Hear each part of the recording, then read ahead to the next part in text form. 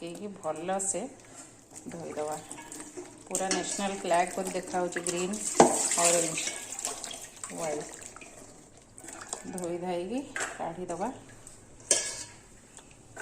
आलू रे थिबा जम्स सब बाहरी जिवे।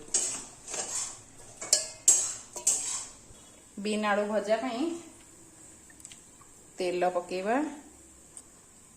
तापरे पंच फुटण टिके,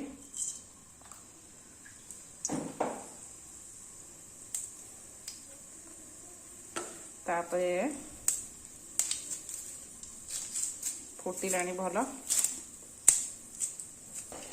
भजार भल टेक्सचर देखा जीवा पई गोटे काम करवा, से तेल रे ही हळदी देदबा आउ टिके लुण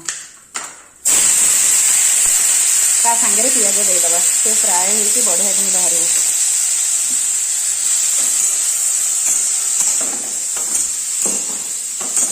तापरे लीड टाको कवर कर दबा किसी समय जाए। भजा देखो घोड़नी खोलला केते सुंदर बीन आलू गाजर की सब्जी, बीन आलू गाजर भुजिया,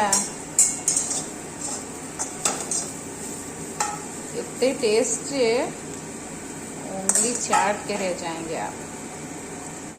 आसंतु एटा सर्विंग बाउल को ट्रांसफर कर दबा।